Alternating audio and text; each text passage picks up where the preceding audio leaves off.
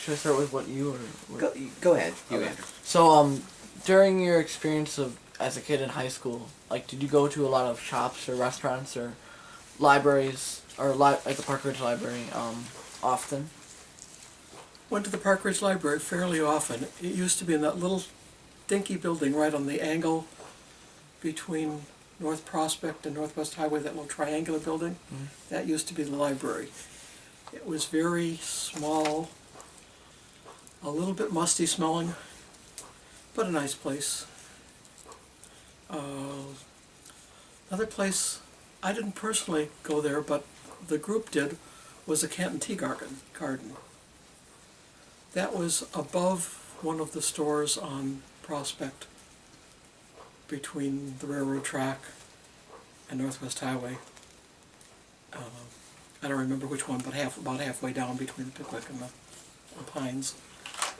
A lot of the kids went there after school, and because it was run by people who spoke predominantly Oriental languages, they didn't speak English well, but for some strange reason they were really nice to the kids.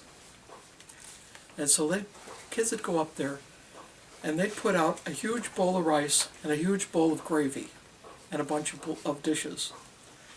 And the kids would sit there and eat rice with gravy on it and have fun after school. Relatively harmless way of having a little fun. Typically it was something, took a bus from Main East to that corner, Northwest Highway and Prospect, where you got off.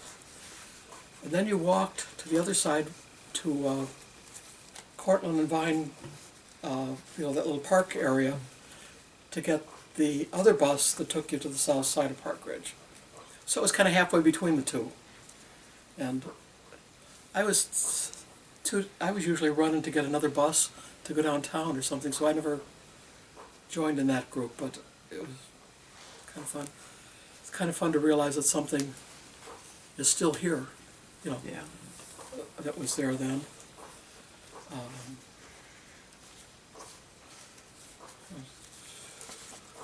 Was there any other like little shops or places around the Pickwick area that were like stand out in your mind? They might have went to a couple times or. St. Paul of the Cross. Yeah. It was an old wood-sided country church, little. And it stands out in my mind because of how crowded it was. I mean, people piled into that church. The fire department was there trying to stop people. They would fill the church. They'd put folding chairs up and down all the aisles and in the sacristy and all. I mean, it was just completely full, just enough room for the priest at the front. People would sit on top of the radiators or stand on top of the radiators. They would stand on the stairs up to the choir loft. They couldn't have the organ player because there was no room for one, because people were standing all in the. That scared me, the number of people who got in the choir loft. Wow. They'd leave the doors open and people would stand in the vestibule, on the stairway, and in the sidewalk, clear out to the street. And Father Smith could talk loud enough, without any microphone or anything like that, that everybody could hear. It was a mixture of nice and awful, because he liked incense, and when you burned incense in that crowd, it's depressing smell to me. But I've got very many memories of Father Smith, especially the day he said that he had to make a public confession because he'd stolen money from the church. Oh, quite a bit. Not a small amount, like $20,000 or something like that, which was a lot back then. And that lot next door, where now the church is expanded onto, he bought. He says, the lot next door just went up for sale, and I have the $20,000 to buy it. So he put all the money back then. He just, Oh. and he just did the confession to tell everybody what he had done, why, and what it was getting for. And then they started getting money together to rebuild the church. But that was kind of a funny center of attention because you really wouldn't think of kids as being... That was just a little strange, but there was a group that used to think that was neat place to go. Was this the same kids who would sing in Latin? Were they all other kids who went to St. Paul? No, they weren't. I don't remember that any of them were. Was the Mass in Latin? I'm sorry? Was the Mass in Latin? Yes. And I can still say almost all of it.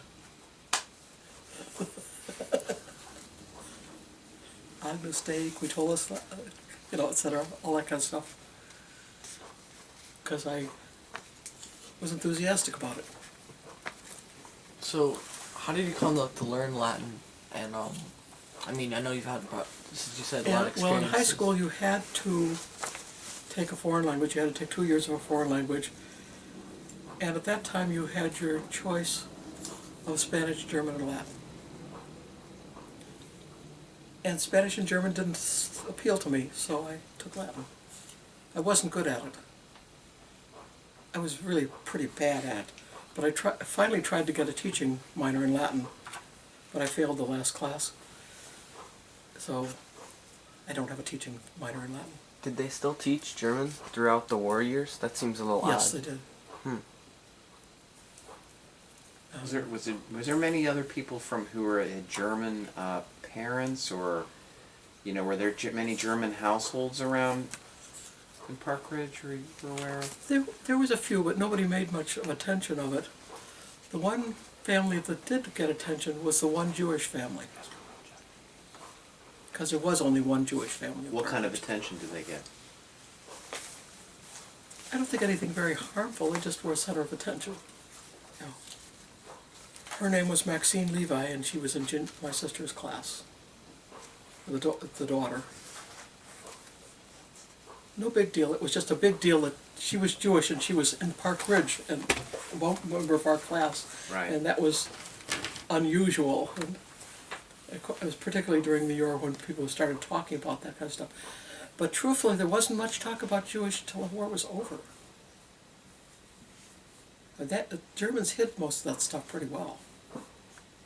So, all the awful things were happening we didn't find out about till later. What newspapers did you have delivered to the house? Tribune. I think that's all.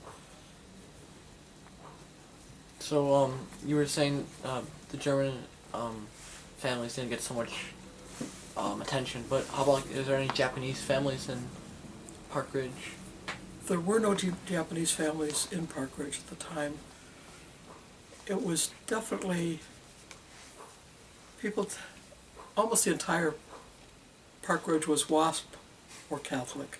It just, there are very few others. And no blacks, no Orientals, not even servants. It was a big deal if somebody hired a black person as a cleaning person or as a babysitter or something like that. And I don't remember ever happened until I was out of college. So, and of course you say, are you afraid of dark people? Well, yeah, because we don't know any. They're, if they were green, we still would have been afraid of them, because it was just something we didn't know. And that was some of my problems when I was going down to Michigan Avenue to play in the orchestras, is I'd have to walk through some of the areas that had a miscellany of people, winos and heaven only knows beggars, and walking down Madison Avenue from the Northwestern train station or wherever we got off the streetcar to Michigan Avenue was scary. Once you pass State Street, actually probably Randolph, but things were better. But near the Northwestern station was winos, and it was frightening.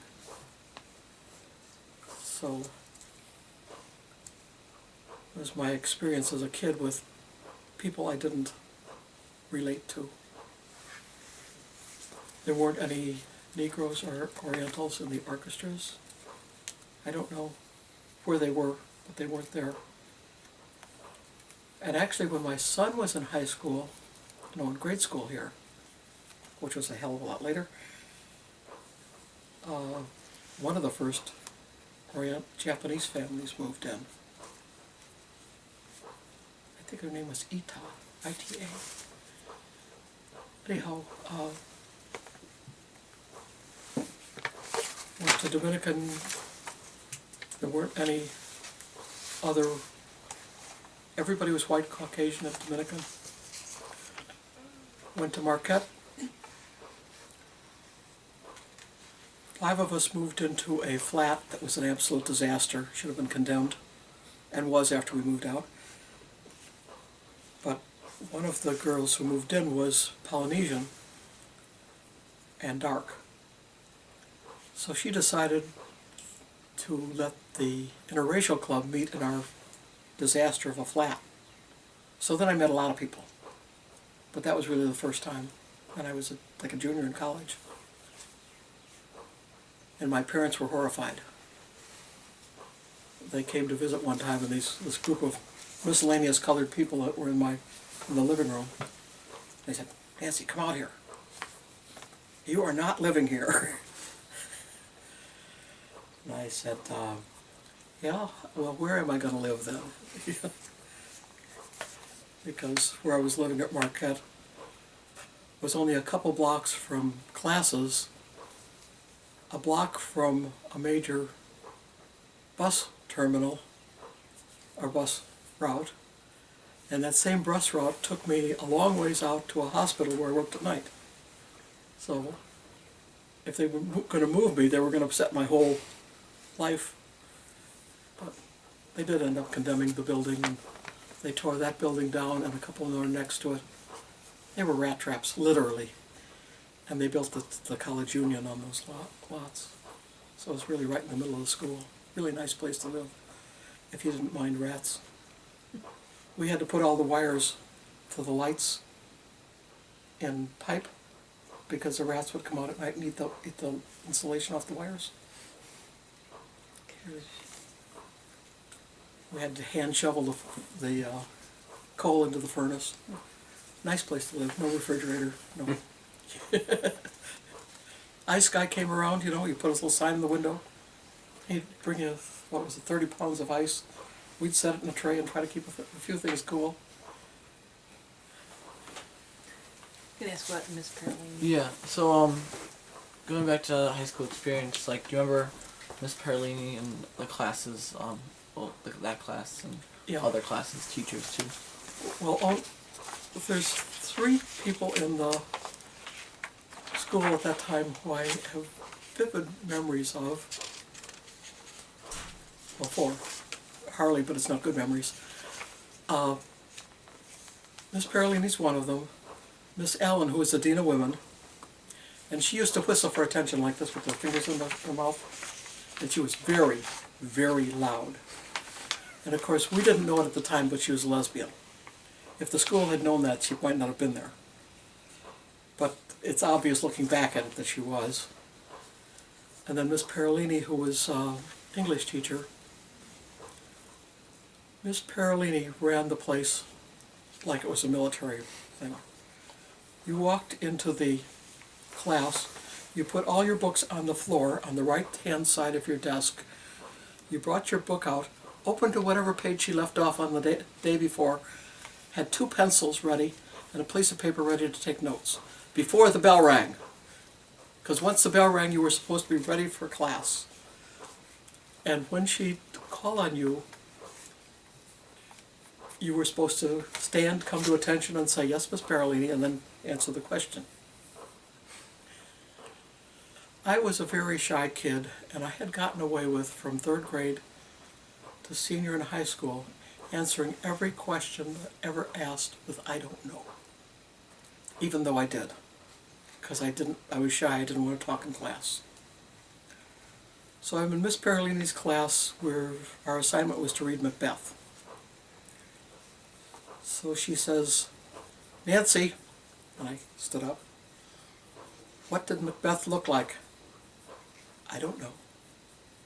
She says, we'll wait till you find out. I said, he had red hair, he was fat, and had freckles. And I sat down really quick. And she said, and how do you know, Nancy? I stood back up, and I thought, boy, I'm never going to get away with anything in her class. I said, because he sounded out of breath on the soliloquy at the top of the stairs. And that's just the vision. She says, fine, sit down. It was the first time I realized that it was okay. The first time in my life that I realized it was okay to open my mouth and answer a question. And I didn't realize till much, much later that the reason I was afraid to answer questions was I was smarter than most of the other kids. And I was afraid my answer would be laughed at because it would be on a different level than they were talking about. Kind of like way much later in my memory, the same thing happened. I was asked what blood pressure meant. And I started talking about the Reynolds number that flowed blood through the, that isn't the answer they wanted. They just wanted, it's the level at which your blood starts to flow, and it starts to flow without any being impeded. And I'm talking about Reynolds numbers. And probably that was something that impeded me through school because I was thinking on a different level than they were, and I was always surprised at the answers they gave that were okay. So, and in one class in college, I learned to ask questions. I listened to the other people ask questions. This was a teacher who didn't like people to ask quite dumb questions. She would jump on people who asked dumb questions, and I was really, really in favor of the people who asked dumb questions because I wanted to ask them. But I discovered one kid that got away with the questions he asked, so I started listening to the questions. And maybe you can profit from this one. For one thing, the guy wrote the textbook. So he doesn't want any questions that intimidate that his correct textbook is not clear. This guy that got away with his questions would say, on page 35 in paragraph 3, you used the phrase diff and only if. What is that? Why did you use that phrase in particular? And he'd get the whole chapter explained to him. And the other person would ask, I don't understand chapter 5. And the guy said, well, go read it again. And so it was one of my first things into learning how to ask questions. Another one was when I started work at General Electric. The first week at General Electric, I got assigned to study the afterburner of a jet engine at close to Mach 1. And I didn't know what a Mach number was. Now, Mach number may be fairly reasonable vocabulary now, but it wasn't then. So I said, well, I'm afraid to ask what a Mach number is, but I better know, So I'm going to books trying to find out what a Mach number is. It's not in any of the books I can find. So I started walking up down the hall just asking arbitrary people as I walked down the hall if they knew what a Mach number was. And I asked about 30 people. This is an engineering building. You'd think that people would. About the 31st person said, oh yes, Mach number is the speed of sound, and the reason we use Mach number as the speed of sound is that it's non-dimensional in certain things, so that it's what you find out about something at Mach 1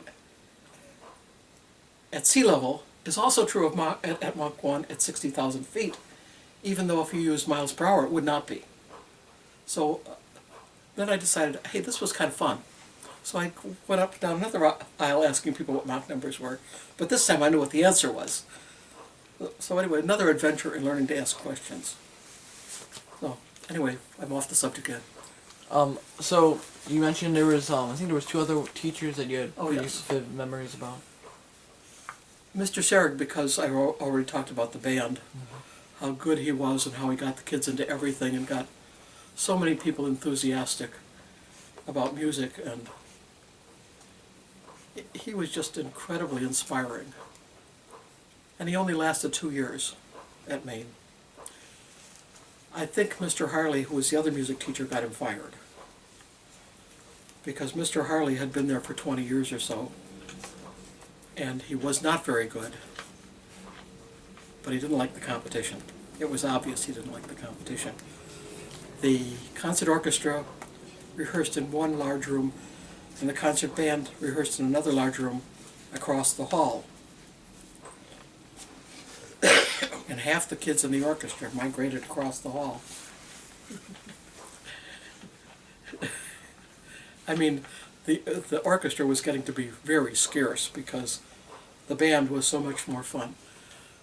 Mr. Harley put out music for us to play, typically 5 things in your folder. And what you knew was only 3 of them would be there next week, and 2 new ones would be. So you knew that there were 2 that you only had 1 week to learn. And if you wanted to learn them, you had to learn fast. And you had to sight read them and get it down. And his technique of doing that, and you not knowing which ones are going to still be in this folder, had kids trying to learn really fast and sight read fast and not bored. And Mr. Harley would, it's, August 31st or whatever when school starts, he'd put the things for the Christmas concert in the folder and it'd be there till Christmas. Then he'd put the stuff in the spring concert and it'd be there till spring. And by the 3rd week you were so damn bored that, even though you might like playing bass, fiddle, or cello or something, you wanted to be in that other room where things are going on. And I think Mr. Harley decided that was not good for him and probably found some excuse. And Mr. Harley was a good people person. He started what they called the Music Masters at Maine. And he'd get all the parents involved. And he'd collect money for different things and get things, all things. And the parents never realized how bad he was. So that was my memory of him. That's, as I said, not a good memory. I know that it was a good physics teacher, but I don't remember him. And I don't, I can't go back and figure that out. And I do remember the Latin teacher. Her first name was Shirley. Why would I remember her first name? Don't usually remember teachers by their first Right. name. But anyhow, she was... The reason I remember her is she used to play bridge here.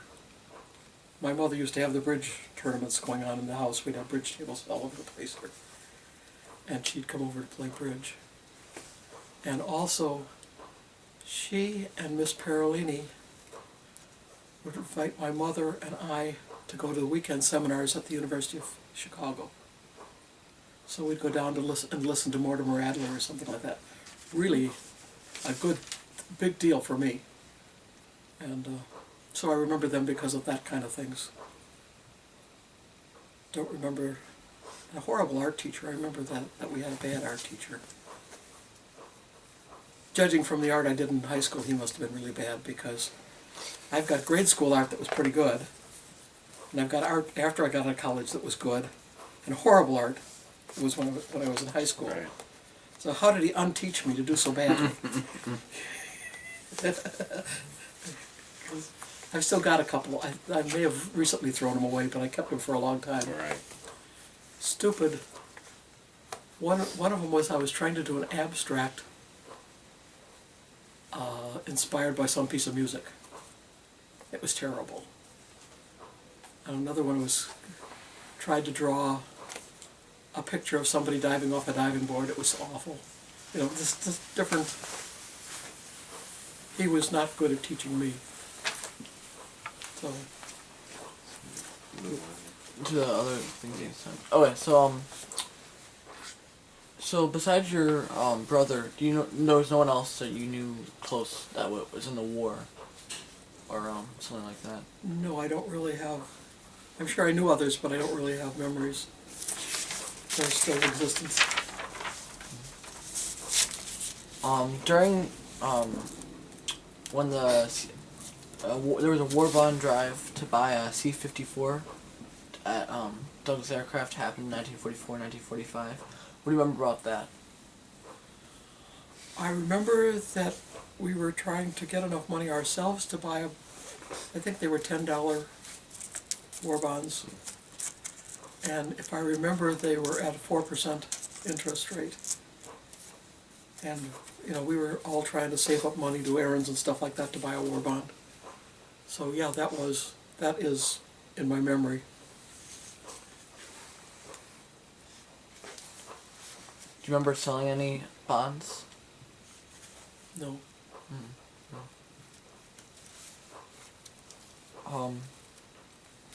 What do you remember about VE or VJ Day? Nothing, Nothing much. but I they think- existed, no Yeah. details. Like I think you said before that it was kind of little, not much till the end of the Yeah. till later on. And then like the last thing, If we turned on the radio, it was for Cisco Kid or whatchamacallit, the All-American Boy or First Nighter or Inner Sanctum or something like that, not to listen to news. We were kids. yeah, Right. yeah.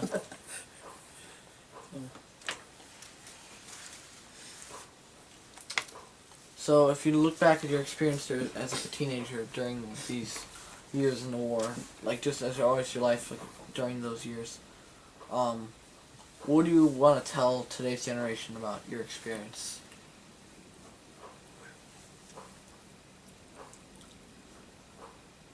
The things we did have trouble with and work at because of that were experiences valuable, and I'm glad I had them. But at the time, we didn't think they were extraordinary.